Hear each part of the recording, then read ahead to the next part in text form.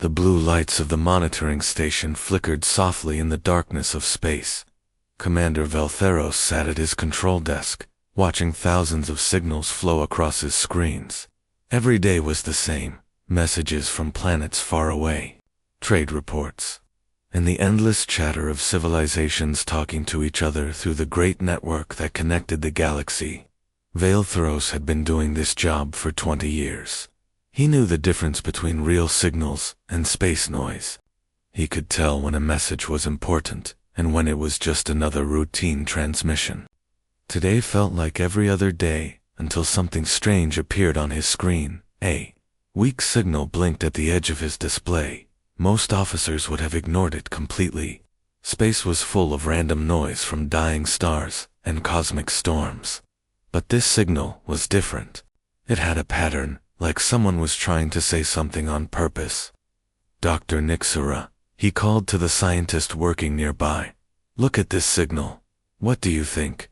Dr. Nixura walked over and studied the display with her large compound eyes. She was one of the best language experts in the Confederation, able to understand how different species communicated. Her insect-like face showed concentration as she examined the data. This is very interesting, she said, her voice clicking softly. The signal is primitive, but it has mathematical patterns. Someone is definitely trying to communicate. Where? Is it coming from? Nixura typed commands into her computer. A small system on the outer edge of our territory. It has a yellow star with several planets. The signal is coming from the third planet.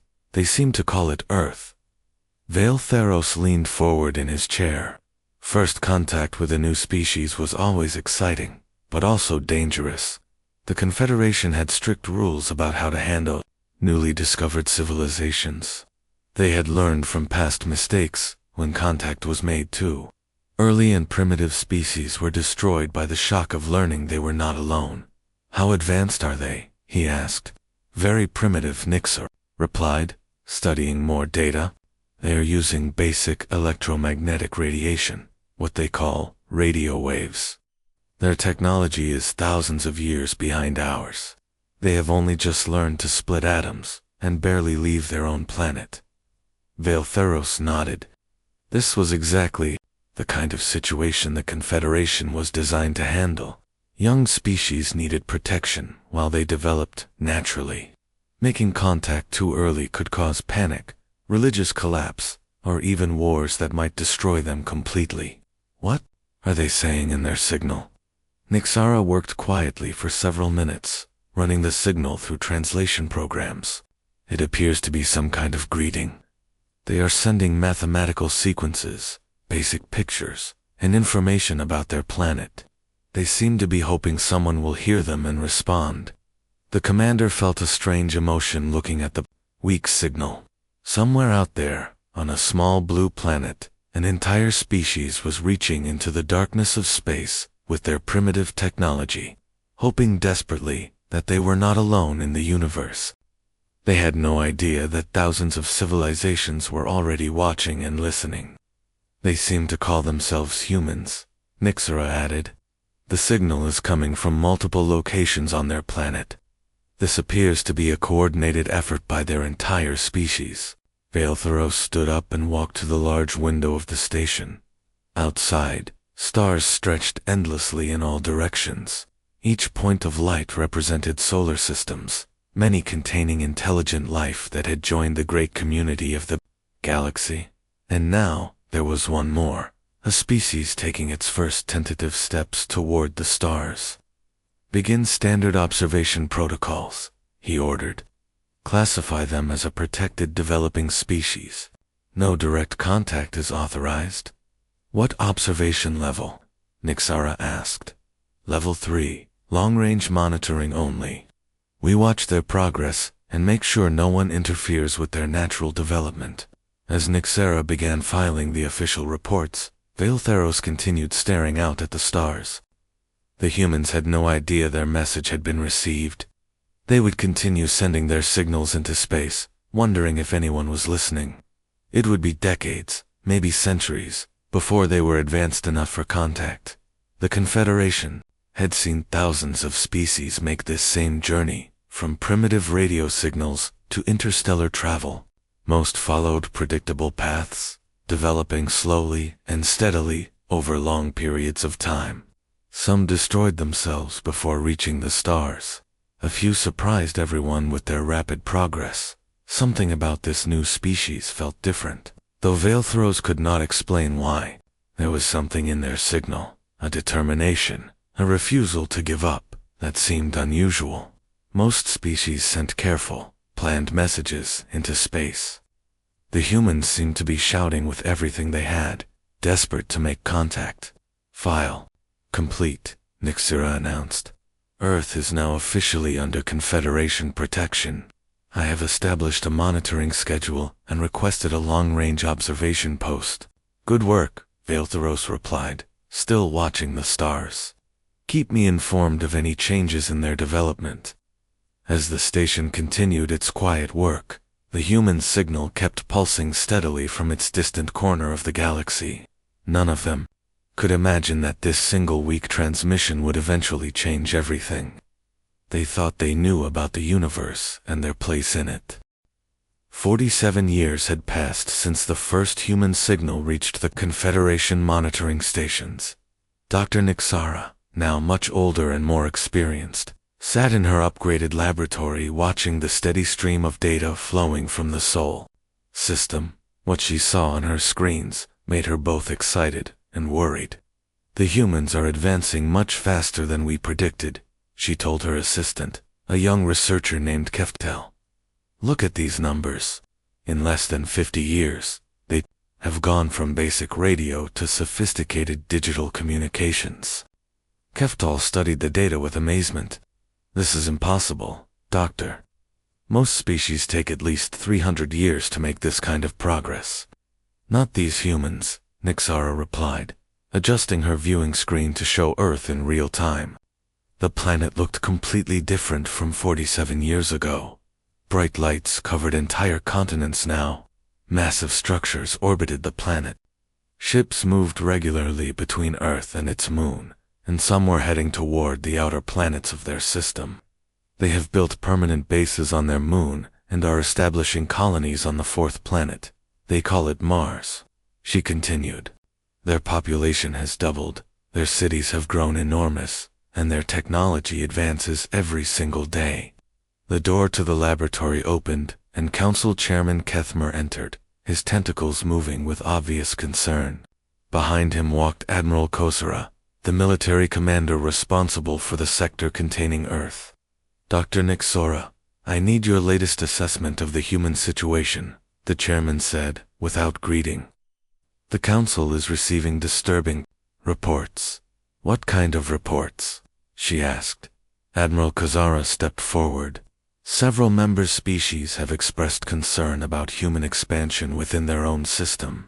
They appear to be strip mining asteroids, building massive industrial facilities, and launching an unprecedented number of spacecraft. That is normal development, Admiral Nixora explained. All growing civilizations need resources. Not at this speed, Kethmar interrupted. Show us their current capabilities.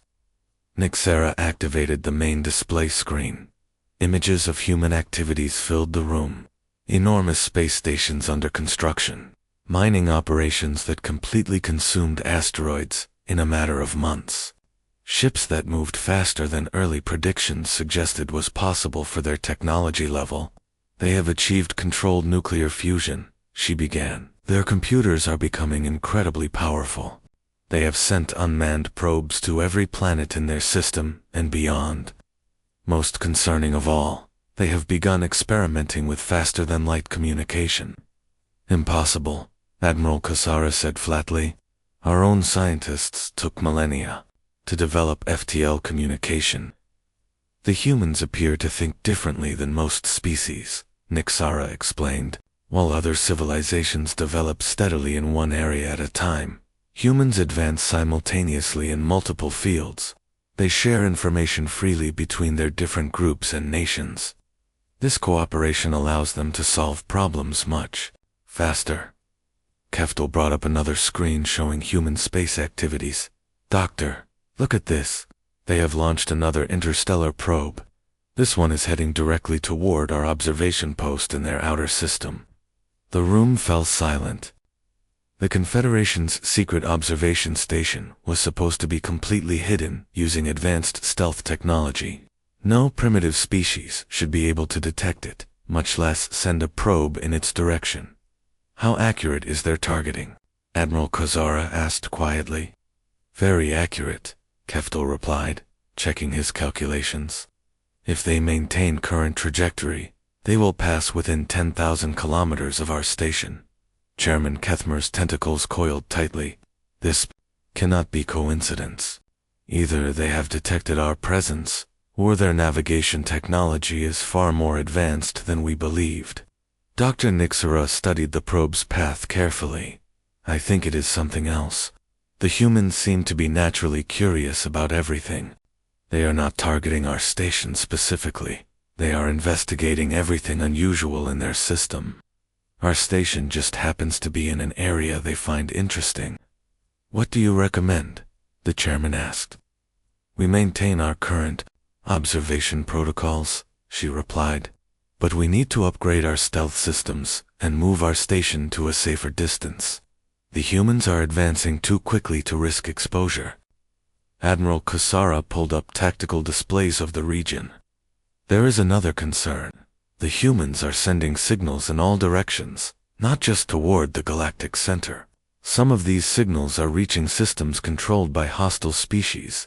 The Vextani Empire, Kethmer asked. Among others. If these aggressive species detect human signals before the humans are ready for contact, it could be catastrophic. Dr. Nexara looked at the beautiful blue planet on her screen. The humans had no idea they were being watched and protected. They continued their rapid expansion and development, completely unaware that their activities were causing concern throughout the local region of the galaxy. There is something else, she said quietly. The humans have begun constructing something in their outer system. Our sensors cannot determine exactly what it is, but the energy requirements are enormous. A weapon? Admiral Kasara asked immediately. Unknown.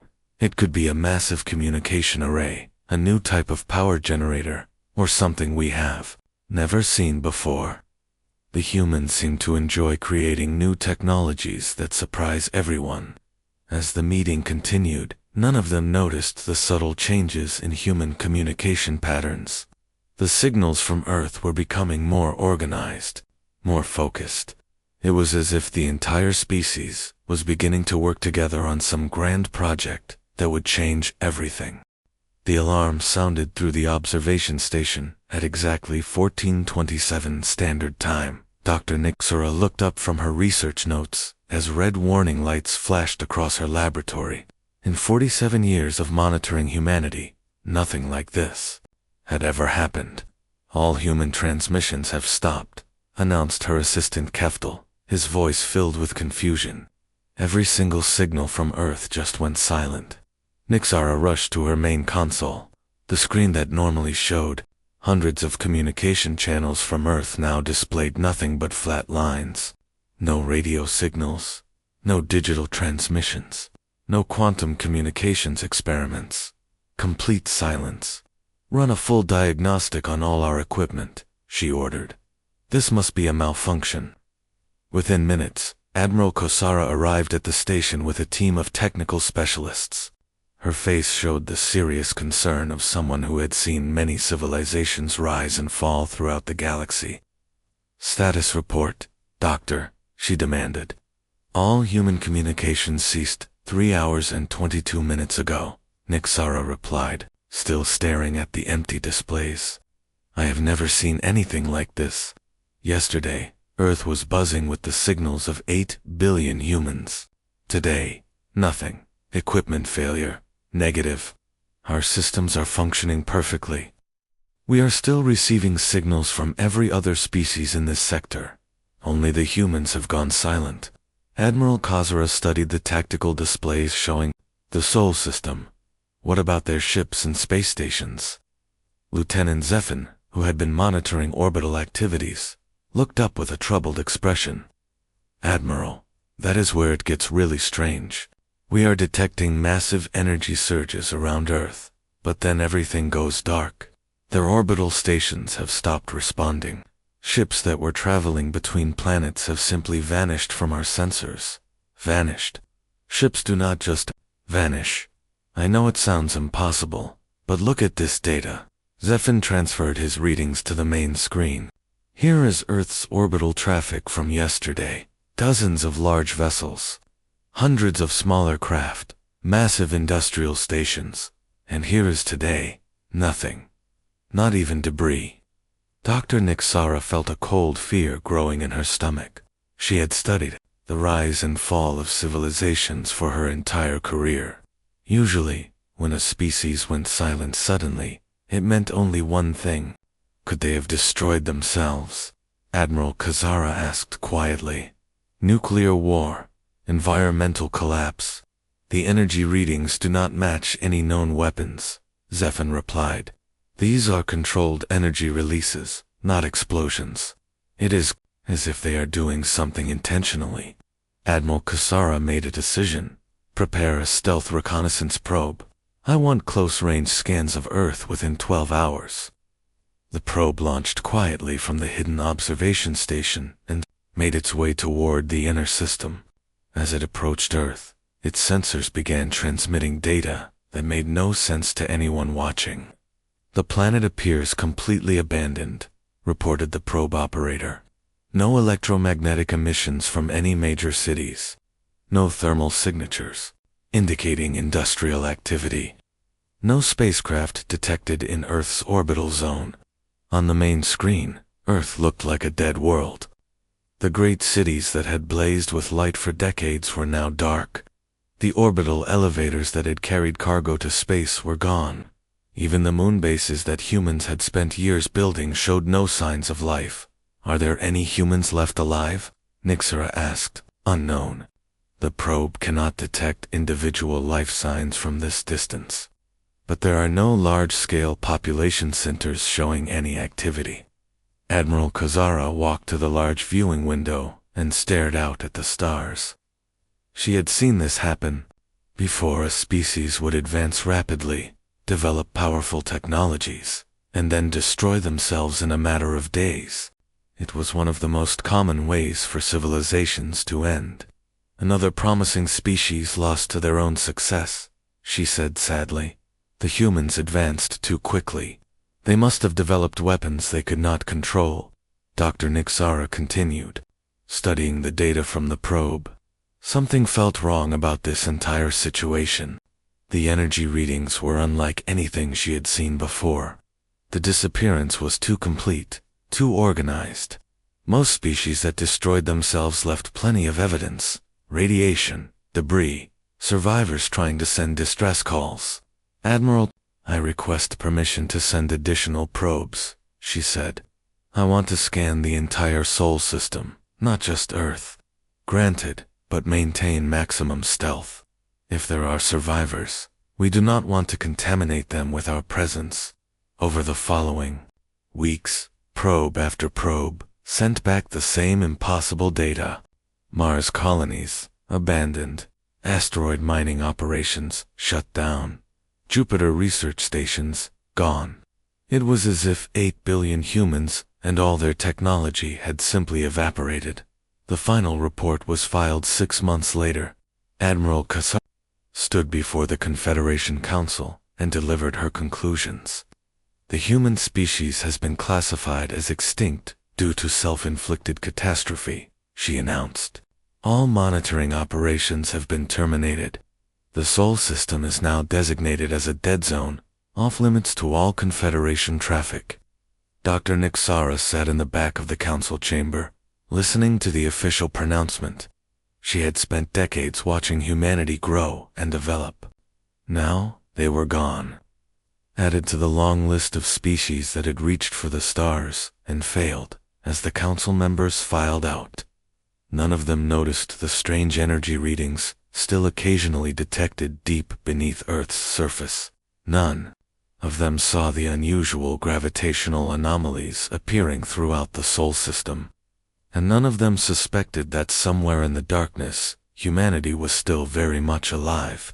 53 years had passed since humanity's official extinction, when the HFY War fleet struck the Confederation's outer territories without warning. Admiral Kasara, now commanding the 3rd Defense Fleet from her flagship Eternal Vigilance, watched in horror as another of her cruisers exploded in brilliant fire. All ships, retreat to defensive positions around Kepler Station, she broadcast to her scattered fleet. We cannot hold this line. The insectoid Vextini had been preparing this invasion for decades. Their black ships moved like deadly insects through space, firing weapons that tore through Confederation shields as if they were made of paper. In 6 hours of fighting, Kasara had lost half her fleet. "Admiral, we have incoming reinforcements," announced Lieutenant Commander Tefron from the tactical station. Kasara looked at her display screen, expecting to see the familiar shapes of Confederation vessels. Instead, she saw something that made her forget how to breathe. Ships unlike anything in the galactic database were approaching the battle zone at impossible speed. The newcomer vessels were beautiful and terrifying at the same time. Their hulls seemed to bend light around them, making them difficult to focus on directly. They moved with grace that defied physics, turning and accelerating in ways that should have torn any ship apart. "Unknown vessels, identify yourselves immediately," Kasara transmitted on all frequencies. The response came in perfect galactic standard, spoken by a calm human voice that sent chills down her spine. "This is Captain Junho of the Terran Defense, Vessel Horizon's Edge. We received your distress beacon, Admiral Kasara. Humanity remembers its friends." "Impossible," she whispered. "The humans are extinct. We confirmed it ourselves." Before she could say anything else, the human ships engaged. The Vexthani fleet. What happened next would be talked about in military academies for centuries. The human weapons were like nothing anyone had ever seen. Beams of energy that seemed to fold. Space itself struck the Vexthani ships. Where the beams hit, enemy vessels simply ceased to exist, not destroyed but somehow removed from reality entirely. "Admiral, are you seeing this?" Tefron asked in amazement. "Their weapons are bending space-time. That should be theoretically impossible." One human ship, no larger than a Confederation frigate, faced off against a massive Vexthani battle. The alien ship fired its most powerful weapons, energy blasts that could crack planets. The human vessel's shields absorbed every shot and somehow redirected the energy back at the attacker. The battlecruiser exploded in a flash of its own reflected firepower. Another human ship launched what looked like ordinary missiles. But these projectiles seemed to exist in multiple dimensions at once. They passed through the Vexthani shields, as if the barriers were not there, striking the enemy hulls directly. Each hit caused devastating damage that spread through the target ship like a virus. Within 15 minutes, the entire Vexthani invasion fleet was either destroyed or retreating in panic. The aliens who had been winning the battle moments before were now running for their lives from these impossible human ships. "Admiral Kasara, this is Captain Junho. Are your forces in need of medical assistance?" The human's voice was kind and concerned, as if he had just helped her fix a broken machine instead of saving her entire fleet. Kasara stared at her main screen as Captain Junho's image appeared. He looked exactly like the humans from the old observation files. The same basic body shape, the same kind eyes. But something was different. There was a confidence about him, a sense of power held carefully in check. "Captain Junho, our records show that humanity went extinct 53 years ago. We observed your planet. There were no survivors." The human smiled gently. "Reports of our extinction were greatly exaggerated, Admiral. We simply needed some time to grow up." "Grow up? What happened to your people?" "We realized that the galaxy was a dangerous place," Captain Junho explained. "We detected hostile species like the Vexthani moving toward Confederation space years ago. We also detected your observation posts, watching us." Kasara felt her face flushed with embarrassment. You knew we were watching. Of course. Your technology was very advanced, but we are good at noticing when someone is paying attention to us. We did not mind. We understood you were trying to protect us. Then why did you disappear? We went underground, literally and figuratively. We moved our entire civilization to hidden locations while we developed the technology. We would need to defend ourselves and our friends. It took 50 years, but we succeeded. On her tactical displays, Khosra could see more human ships arriving, dozens of them, then hundreds. Each vessel was a masterpiece of engineering that made Confederation technology look primitive by comparison. How many ships do you have? She asked quietly. Enough, Captain Junho replied simply. Admiral, the Vextini will return with a larger fleet. When they do, humanity will be ready. We have learned that the strongest voice is not always the loudest one. Sometimes you must whisper until you are ready to speak with thunder. As the human ships took up defensive positions around the damaged Confederation fleet, Khosra realized that everything had changed. The galaxy had a new protector, one that had been hiding in plain sight for over half a century. The extinct humans had returned, and they were no longer the primitive species that had sent weak radio signals into the void. They had become something far more powerful. The Great Assembly Hall of New Centauri had never seen anything like this before. Representatives from over 1,000 worlds filled the massive chamber, their various forms creating a sea of colors and shapes that represented the diversity of galactic civilization. But today, all eyes were focused on the small group of humans standing calmly at the center podium. Ambassador Junho, now wearing the formal diplomatic uniform of the Terran Defense Force, looked out at the assembled delegates with quiet confidence.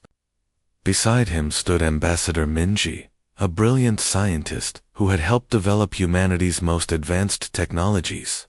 Behind them, Admiral Hunwu represented the military forces that had shocked the galaxy with their power. Council Chairman Kethmer called for silence with a gesture of his tentacles. We are gathered today to formally welcome humanity into the Galactic Confederation and to understand what happened during their period of isolation. The hall fell completely quiet. Even the usually chattering Zephyrian delegates stopped their constant whispered conversations. Everyone wanted to hear the truth about humanity's mysterious disappearance and return. During our 53 years of silence, Ambassador Junho began, his voice carrying clearly through the chamber's advanced sound system. Humanity made several important discoveries. We learned to work with quantum consciousness networks, allowing our minds to connect directly with our technology. We mastered dimensional folding, which lets us move through space in ways that seemed impossible before. Murmurs rippled through the audience. These were technologies that most species considered purely theoretical, impossible to actually build and use. We also developed what we call harmony drives, Ambassador Minji added. Instead of fighting against the natural forces of the universe, our ships work together with space-time itself. This allows us to travel faster and more efficiently than traditional propulsion systems. A delegate from the Kortsun Republic stood up, his crystalline body catching the chamber's lights. Your weapons destroyed an entire Vextini fleet in minutes. Are you here to conquer us? The question sent worried whispers through the hall. Many species remembered the old stories of aggressive civilizations that had tried to dominate the galaxy through force. Admiral Hunwu stepped forward, his expression serious but not threatening. Our weapons were designed for protection, not conquest. We spent decades studying the threats facing peaceful civilizations. We built our defenses to stop aggressors, not to attack innocent people. But why hide for so long? Asked Dr. Nixera, who had been given a place of honor as humanity's first observer. Why not contact us during your development? Ambassador Junho smiled at the elderly scientist who had watched his species for so many years. Because we needed time to learn an important lesson. We studied your records of first contact situations. We saw what happened to species that were contacted too early. Some panicked, Some became dependent on advanced civilizations, and some were destroyed by the shock of learning they were not alone. We decided to grow up first, Ambassador Mingy continued. We wanted to be equals when we joined the galactic community, not children asking for help. Chairman Kethmer leaned forward in his seat. What did you discover during your isolation that allowed such rapid advancement? We learned to listen, Admiral Hunwu replied simply. While we were pretending to be extinct, we monitored communications throughout the galaxy. We heard distress calls from species under attack. We heard cries for help from civilizations facing natural disasters. We heard the loneliness of isolated worlds trying to make contact with anyone who would listen. On the great viewing screens around the chamber, images began to appear. Human ships rescuing survivors from a dying star system. Human medical teams helping fight a plague on a distant world. Human engineers rebuilding destroyed infrastructure after pirate attacks. We realized that true strength is not measured by how loud you can shout, but by your willingness to answer when others whisper for help. Ambassador Junho explained. The images showed human vessels patrolling the dark spaces between civilizations, watching for threats and ready to respond to any call for assistance. They had become the galaxy's silent guardians, protecting species that never even knew they were being protected. You have been active for 50 years without revealing yourselves, asked a delegate from the Stellar Maritime Council. We have been learning, Ambassador Mingy replied. Every time we helped someone, we learned more about what the galaxy needed. We discovered that most conflicts could be prevented with the right intervention at the right time. We found that protecting the weak was more important than impressing the strong. Suddenly, an alert chimed through the chamber's communication system. A new signal had been detected, weak, primitive, coming from an unexplored region of the galaxy. It was exactly like the first human transmission that had started everything decades ago. Chairman Kethmer looked at the human delegation. Another species reaching out into the darkness. What do you recommend? Ambassador Junho exchanged glances with his colleagues, then turned back to the assembly with a gentle smile. We recommend that we answer them, all of us, together. No species should have to wonder if they are alone in the universe. The hall erupted in discussion as delegates realized what this meant. For the first time in galactic history, they would respond to a primitive species, not as observers or protectors, but as friends, ready to help them grow. Humanity had taught them that the greatest strength came not from remaining silent until you were powerful, but from speaking with kindness when others needed to hear that they were not alone.